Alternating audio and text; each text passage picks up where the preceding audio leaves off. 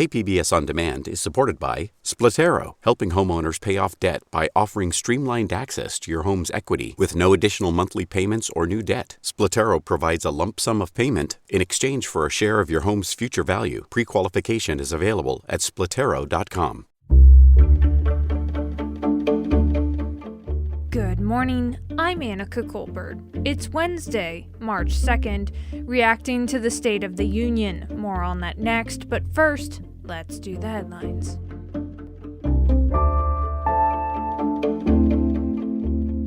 The return of Padres baseball to Petco Park is on hold. Major League Baseball is canceling opening day and the first two series of the regular season. Commissioner Rob Manfred made the announcement following a busy few days of negotiations in Florida. Team owners and the players' union are still far apart in agreeing to a new collective bargaining agreement. Pay for younger players, arbitration rules, and expanding the playoffs are among the key issues. Spring training is already on hold. As for the impact here in San Diego, the Padres' first homestand against the San Francisco Giants and the Colorado Rockies was canceled. Tuesday's announcement pushes back a potential start of the season to April 7th. The soonest home game in San Diego would be April 14th. The San Diego County Board of Supervisors voted 4-0 on Tuesday to ban county investment in all fossil fuels as part of an effort to combat climate change. According to Supervisor Tara Lawson-Reamer's office, the action will prohibit investments in any corporation that engages in the exploration, production, drilling, or refining of fossil fuels. Here in San Diego, February was the 10th warmest February on record and also the 10th coolest in terms of average high and low temperatures. Some meteorologists call that a long thermometer month. It was the only month on record since 1874 that there were temperatures in the 90s and in the 30s in the same month. From KPBS, you're listening to San Diego News Now. Stay with me for more of the local news you need. KPBS On Demand is supported by UC San Diego's Art Power, presenting cellist Joshua Roman, performing from his album Immunity, alongside music by J.S. Bach and more. Sunday, June 22nd at UC San Diego's Epstein Family Amphitheater. Reserve your tickets at artpower.ucsd.edu.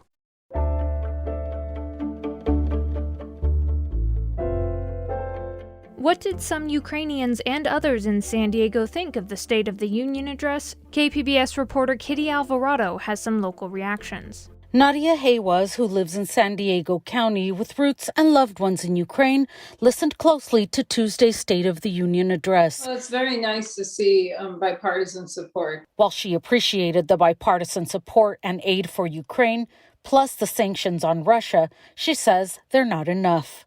Ukraine is fighting this war for all of Europe. It's not fair. All of Ukraine is grateful for all the military support, but I think it's going to need some more personnel.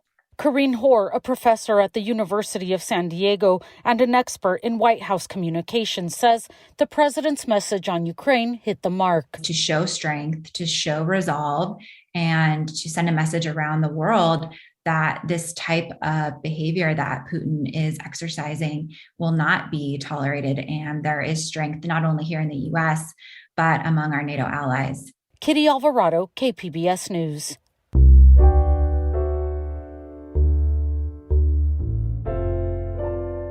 New regulations for street vendors are officially on their way to San Diego. KPBS Speak City Heights reporter Jacob Ayers says street cart operators are worried about what that means for their future. Angela Herrera started selling jewelry in Balboa Park 6 months ago, after her other job was impacted by the pandemic. The newly approved proposal will cut back on street vending in the park. The sidewalk vending saving our life. I can't set up anymore. I can't do my business anymore. Where's my income? My daughter is right now 15. It's a very sensitive age and sensitive time. She's going to go to college, I don't want to infect her. The new ordinance would ban street vending in Balboa Park and at parks in several beach communities during the summer months. There are also limits for vendors downtown. The ordinance is expected to go into effect in June. Jacob Ayers, KPBS News.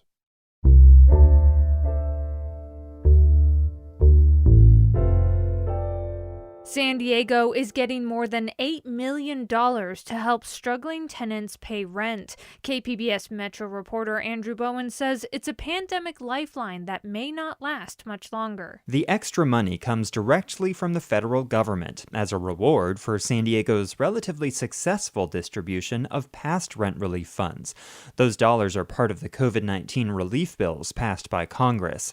So far, the city has given out more than $175 million in aid. City Council member Marnie Von Wilpert says San Diego should be proud of that. Over 15,000 tenants and families have received assistance, which goes directly to landlords who are able to then keep their mortgage payments going. They're not foreclosed upon. We do not have an increase in homelessness worse than we've already seen. The extra $8.3 million is a small fraction of what the city requested. It's unclear how much longer the program will last before the funds run out. Andrew Bowen, KPBS News. The city and the San Diego Foundation are celebrating the positive impact of COVID relief grants for small businesses. KPBS reporter Matt Hoffman has more on where the money went. The City of San Diego's nonprofit and small business relief fund has distributed $12 million. There was a focus on underserved areas, and in total, nearly 1,700 businesses and nonprofits received aid. During the pandemic, the Women's Museum of California moved from Liberty Station to Southeast San Diego. Executive Director Felicia Shaw says the organization operates on a shoestring budget, and a $100,000 check went a long way. $100,000, I had to pick myself up off the floor. But receiving the Nonprofit Relief Fund grant has been a true game changer for our museum, and the timing couldn't have been better. $10 million for the program came from federal COVID relief funds, while the San Diego Foundation provided the other $2 million. Matt Hoffman, KPBS News. Coming up, 2 years into the pandemic, and the wait time for state hearings on wage theft cases has only increased. This almost encourages employers to continue exploiting. The chances of there being repercussions seem to be very long, far down the line. We'll have that story next, just after the break.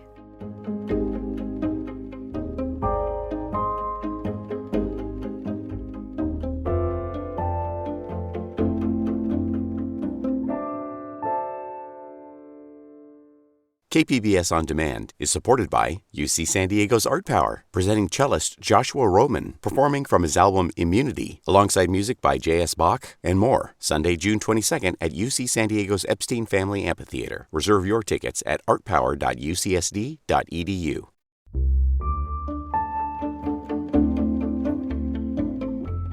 Delays for state hearings on wage theft cases are hurting low-wage workers who are hoping to recover the money they're owed. Now, new data obtained by KQED shows just how much those wait times have ballooned in recent years. KQED's Farida Javala-Romero reports that workers with claims in Oakland and San Francisco face some of the worst delays in California. Mirna Arana sits at a park near her house in Oakland and unfolds documents from the California Labor Commissioner's office on her claim for thousands of dollars in unpaid wages. She says she worked 12-hour days, 6 days a week, cleaning offices and homes for a small janitorial company. But her employer only paid her for half that and didn't pay overtime and meal and rest breaks as required by law. She plucked up the courage to complain to the state in 2018, but it took more than 3 years before the labor commissioner held a hearing. It's hard to wait that long, she says. It meant that her family had to move 3 times when the rent went up, and they struggled to buy food. Employers can settle with workers at any time, but by law, the Labor Commissioner's office must hold a hearing for an unresolved wage claim within 120 days from when it's filed. That's not happening. In 2015, California workers waited almost twice as long for a hearing. Now, they're waiting close to 7 times as long, 812 days on average, according to figures we obtained from the Labor Commissioner. I want to acknowledge that that is not a number that we want to be at. Daniel Yu is an assistant chief at the agency. We want to make sure that the process works effectively and efficiently so that the workers are able to get their hearings resolved as quickly as possible. He says when the pandemic started, the agency halted in-person hearings for a year and a half, which slowed things significantly. And there are only about 64 hearing officer positions statewide to judge thousands of wage claims per year. 12 of those positions are vacant, says Yu. The hiring of our hearing officers remains a top priority. He says the agency will get funding to hire 4 more hearing officers this summer. But that's not enough staff to cut the wait times, says Veronica Chavez, a workers' rights attorney with Centro Legal de la Raza in Oakland. Clearly it's not. They do need more. Like a lot. A lot more. Just the Oakland and San Francisco offices need many hearing officers. Even before the pandemic, those offices faced among the longest delays. And last year in San Francisco, the average wait was 968 days. In Oakland, it was 1,160 days, more than 3 years. This almost encourages employers to continue exploiting. The chances of there being repercussions seem to be very long, far down the line. One of her clients is a restaurant cook named Alexander. We're not using his last name because he fears it'll hurt his case. He was hopeful when he filed his claim back in September 2018. 3.5 years later, he's still waiting for a hearing. He says not knowing if he'll ever get paid has left him hopeless and depressed. Enfadoso, mire, tanto esperar como ya cayendo en depresión uno. State Assemblyman Ash Kalra, who chairs the Labor Committee, says he understands workers are frustrated. Delays that go on for years is completely unacceptable, and we have to do better. Kalra says he's ready to push for more resources and support for the Labor Commissioner, including to make the job of hearing officer more attractive, so the agency can compete for candidates who might go to the private sector. And you also have to have classifications, the job classifications pay more. And that's not something that can necessarily be legislated, but it is something the administration should look at. Back at the playground in Oakland, Mirna Arana tells her 3-year-old son it's time to go home. She finally got her hearing. And last December, the Labor Commissioner ruled that her old boss owes her nearly $183,000. But by then, the company had filed for bankruptcy, she says, and it's unclear if she can collect her wages.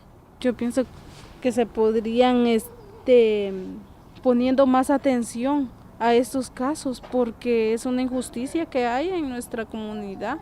She says she wants the state to resolve these claims faster to help fight the injustice of wage theft that's hurting her community. And that was KQED's Farida Javala Romero reporting.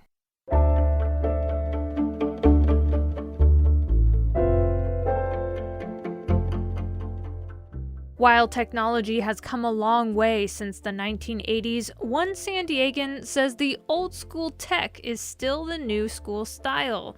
KPBS's Maya Trabolsi introduces us to Boombox Chuck, known for his love of retro culture, especially the boombox.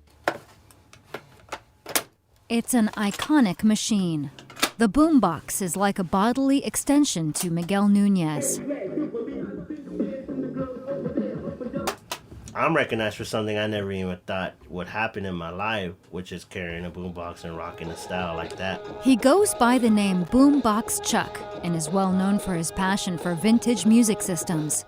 I'm new school to the old school, but I saw the boombox and I just knew immediately I could be that guy walking around the city with a boombox blasting music. Born in the 80s, an era when boomboxes were prolific in urban American pop culture, his love for the style and music of the time started at an early age. The elements are like graffiti, DJing, breakdancing, b-boying, and b-girling, and MCing, which is like rapping in a sense. Everyone could have a style. Everyone could be themselves, and I think that's what a lot of the culture promoted in the early days. Fast forward to today, when Nunez is not working at Pokey's vegetarian Mexican restaurant. he's often seen walking the city streets, audibly spreading his love of retro beats to all who cross his path. Have conversations with all kinds of people, all kinds of walks of life, all ages, all ethnicities, and I just see something so sacred in that. So maybe by default, I'm reminding people to be themselves, and to express themselves, most importantly. Responsibly, of course, His collection of boomboxes is made up of specially selected personal favorites. This is my baby. It's the one I started with. Speakers on top. Check that out. It's about 6 speaker system, double deck. The only thing hindering his acquisitions is lack of space to store them. Sanyo again, very good brand. One of my favorite right now. Prize Recession, never for sale. Let's see what we got. I will hunt them down every weekend, every chance I get, every flea market. And then you see a boombox out of nowhere, you're like, whoa. And the bigger the box, the bigger the size and number of batteries it requires. Batteries are a very consistent part of rocking a boombox, playing a boombox. Nunez holds hope that a battery company might take note of his mass consumption and possibly help him along the way. It's just like a trip how many batteries I may have gone through. I can't even imagine. And that's why now I want to kind of better document it, because eventually I want to send the battery company a portfolio. Like, hey, what's up? I could be a potential marketing gadget. And audio cassette tapes are becoming more like treasured vinyl. Nunez says tape sales, especially for local bands, have made a resurgence. Beatbox. He says most record stores in San Diego sell cassette tapes. Something about the old-fashioned physical copy, reading the credits or the details or the special shout-outs, But there will always be an element of those plastic cassette tapes that no one will ever miss. Out of nowhere, sometimes my tape would just get eaten up. I'm like, oh no, I had the best mix ever. I'll never get that again. In a time when technology has allowed us to have so much more than we did in the past, to Boombox Chuck, it's the past that feeds the present. For him, the self-expression born of retro culture will always play on a loop.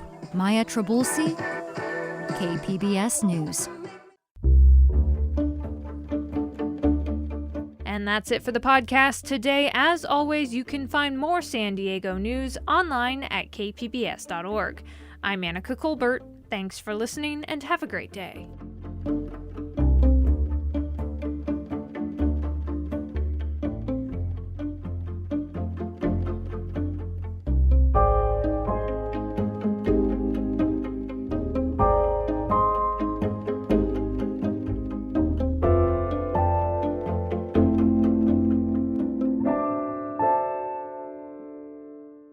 KPBS On Demand is supported by UC San Diego's Art Power, presenting cellist Joshua Roman, performing from his album Immunity, alongside music by J.S. Bach and more. Sunday, June 22nd at UC San Diego's Epstein Family Amphitheater. Reserve your tickets at artpower.ucsd.edu.